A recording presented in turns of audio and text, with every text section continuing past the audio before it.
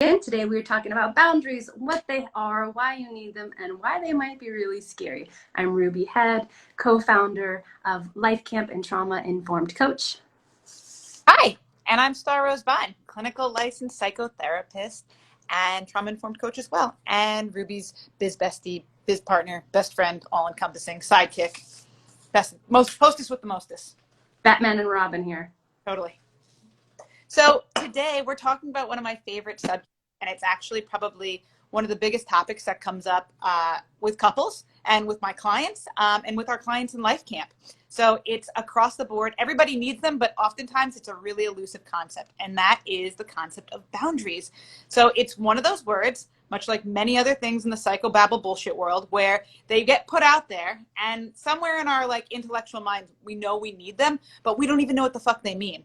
So we're going to break it down in a really, really simple way for you in terms of what is a boundary and why we need them. So first of all, the real reason why we actually need boundaries is beyond the concept that what most people think, which is I need a boundary to keep me safe, to keep me protected, to keep my shit dialed in check. And although that's like a really cute sort of like boss bitch attitude, it's so much more than that.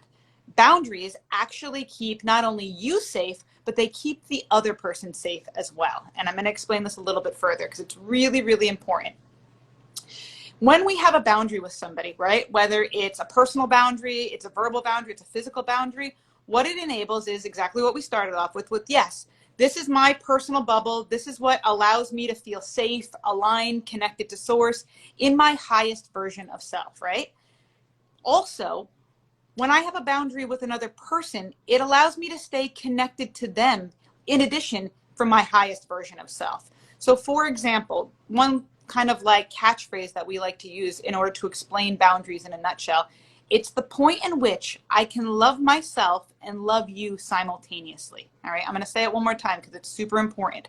A boundary in a nutshell is the point in which I can love myself, be connected to myself, and simultaneously love you and be connected to you. Now, what that boundary looks like for everyone is going to be super different. That might be like, I only see you once a week, right? Because I can take this relationship in doses and it allows me to stay connected to myself. It might mean we don't really ever text message. Maybe we only talk on the phone or in person, right? It might look like, where we sleep or where we have conversations. Boundaries can take on all different forms. But the point is that when I have a safe boundary, right? What the point and purpose is that I'm allowing myself to create a mental and emotional and spiritual space that allows me to stay connected to me. Because when I'm connected to me, I can be compassionate, I can be grounded, I can be centered, I can be loving, I can have active listening, I can be less defensive, right? I'm all around operating out of that higher version of self, which ultimately anybody who's on any sort of self-growth path ultimately wants to operate out of that place. That's what we're striving towards. We're not perfect, but we want to be operating out of our best version of self, right? So when we don't do that, what happens is that boundary that gets crossed, right, that gets overlapped, now we start to get judgmental. Then we start to get resentful. Maybe we start to get critical. And that's the point in which we've stopped being a safe person for that other person as well. So that's what I mean, or that's what we mean when it's not just about keeping you safe. We want to keep ourselves safe and the other person safe, because if I cross a boundary or you cross this boundary, there's a really high chance I'm going to start judging the shit out of you, or I'm going to start resenting you in this relationship. And this is the point. If I have resentment inside of this relationship, that means that I can't hold compassion as well simultaneously. You can't hold resentment and compassion in the same palm of your hand at the same time. So what we want to do is creating boundaries really allows an opportunity for two people, right, or two scenarios to exist simultaneously where they feel safe, they feel connected, and there's a sense of really purposeful agency between the two individuals. Do you want to add to that, Ruby? I love it. I'd love to hear from you all. Do you have questions about boundaries? Put them in the chat. Give me a, if you struggled with boundaries in the past, like how has this been for you? Is it something like boundaries, I got this, no problem?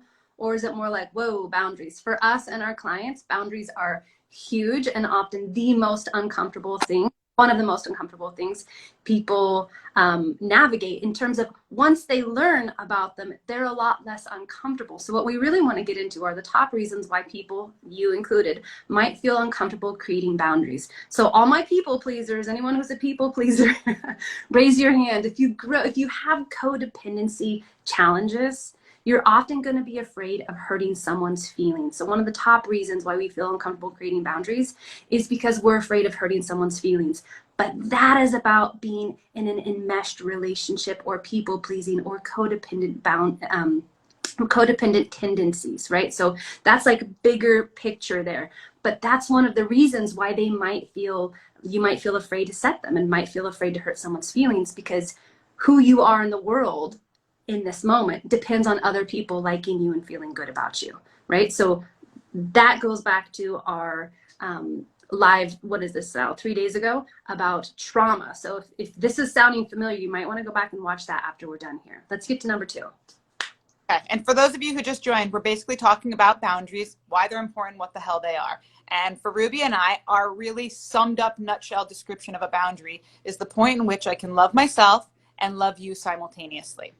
And now we're going over the top reasons why people ultimately feel afraid or, are resistant to creating boundaries. So the second one is they're afraid that they're going to be rejected or they're going to damage the connection. So this goes back to a lot of what Ruby was just talking about, is that level of enmeshment, that level of connection, right?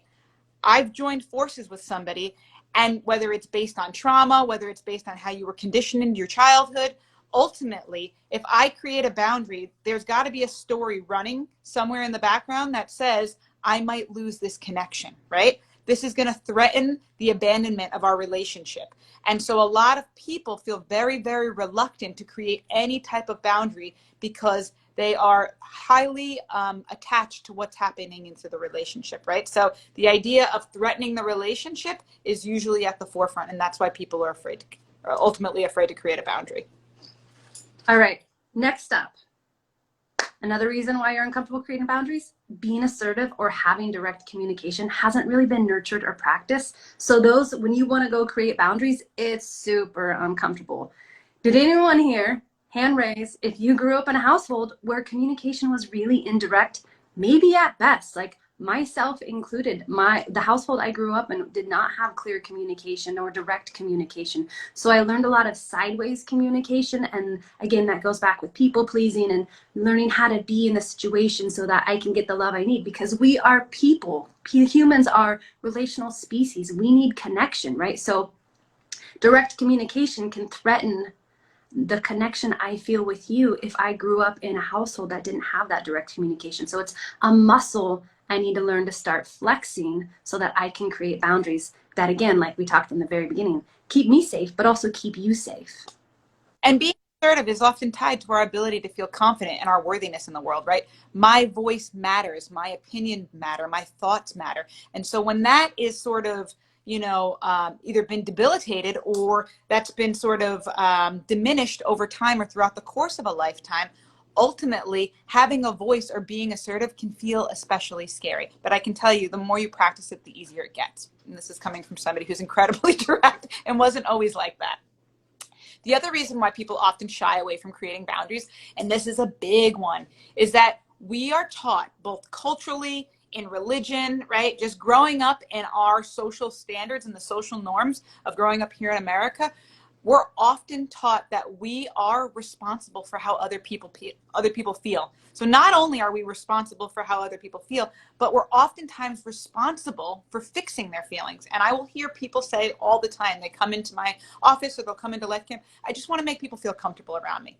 And although I want to say I admire that effort or that sort of mentality around being aware of impact, because we all want to be aware of impact, ultimately, at the end of the day, we're not responsible for how other people feel, right? Our responsibility is to do our best, to remain connected to source, to do the things that are purposeful and meaningful and the things that keep us in a state of alignment. But ultimately, what you do with that information or what you do with that dynamic with me or what that experience is has nothing to do with me. So in terms of creating a boundary with somebody, we really want to resist this idea that when I create this boundary and maybe it's uncomfortable for you or maybe it makes you feel slighted, that although you feel that way, that has nothing to do with me because I'm creating this boundary ultimately for me and for you. And how you feel about it at the end of the day doesn't matter. All right, one more here for you guys. This is a deep one. So poor boundaries or lack of boundaries gives us some connection with someone else. And ultimately, a little connection or any connection is better than no connection. So one of the reasons why we're often uncomfortable making a boundary is because we actually lack self-worth or a sense of deservingness. And so we're craving any sort of someone outside of ourselves to be like, you're worthy, you deserve this, like, I love you, I need you, right? We need that to feel okay and good about ourselves. And so in this place, that lack of self-worth or sense of deservingness, then boundaries feel ultimately really scary. And we reach for that connection by not making boundaries and put ourselves in a place where we actually don't feel good and we're self-sacrificing. And at the very beginning, we talked about when we don't have good boundaries, we build up resentment, right? And often not just for the other person, but for ourselves because we're living inauthentically. We're not connected to who we really are. Absolutely. And we have one more that we're going to highlight. We're going to kind of sum this all up. But for those of us who were born into this culture and we identify as the female gender, identifying as women, we are socialized by and large that when we are assertive, when we speak up for ourselves, when we advocate, when we create a boundary, we're a bitch. And I don't want to sidestep this because even though it's 2022 and we're like, I don't know if that's so true, or maybe that's an antiquated mentality, I can tell you from a woman who's an entrepreneur and somebody in the business world, assertive women still are met with this idea that the moment we use our voice or the moment that we step up into the world and we create standards for ourselves, for our community, for the people that we work with, we are still met with this notion that we are too much, right? Or that we're a bitch in the world, or that we're aggressive.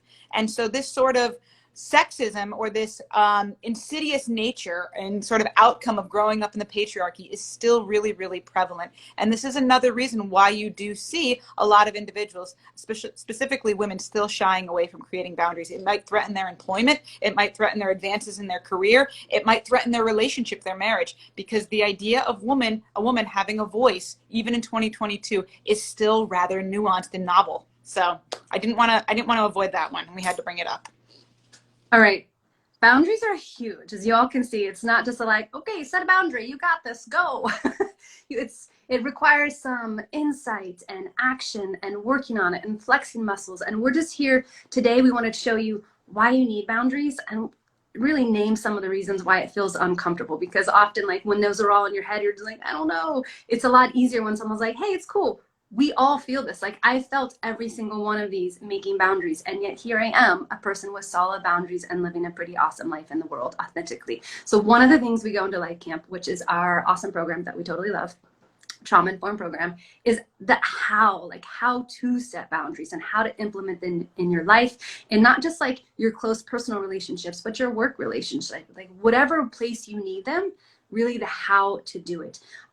If you're curious about Life Camp, or if you're just curious about getting a little bit more into this intersection of like trauma and codependency and boundaries and enmeshment and some of the things we've talked about, this compassion, resentment, we want you to come to our private training on Tuesday. We're hosting a live private training. There's a link in both of our bios for more information. It is an application based. It's free. We want everyone to come, but we have a few questions because we really want to hear from you and hear about you, and we want some buy-in. Like, it's free, but we want you to come because what we're delivering is like way more power. Like, we could charge a lot of money for this, but we want you to have access to it. But we also want you to have buy-in, right? Think about the things we get for free. We often don't show up for them. We don't listen to them. We don't watch the replay. So we're saying, like, give us a little buy-in. Fill out this application. It takes like 2 minutes. It's a couple of questions, and we'll send you the invite. So we'd love you to join us on Tuesday. If you have any questions, direct message Star. She is here. You can send her a request or whatever. Give her a direct message, or you can comment below, and we'll get to these.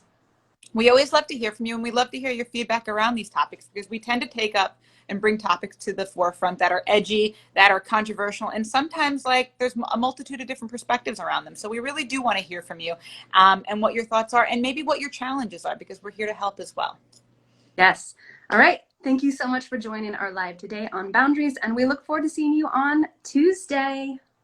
Oh, on Tuesday as well, keep in mind, you can ask us direct. You'll have the opportunity because it's live. You'll be able to ask us questions live and direct there as well. So come there because we'll be there and it'll be an interactive experience. So we're going to look forward to that. Absolutely. Thank you. Hey, it's Ruby. Now we want to hear from you. What's one insight or action you're taking away from today's episode of Life Camp TV? Put that in the comments below. We'd love to hear from you. While you're at it, if you liked this video, go ahead and click like. You can subscribe for future updates or save it for later. Share with a friend. Thank you so much. We'll see you next time on Life Camp TV.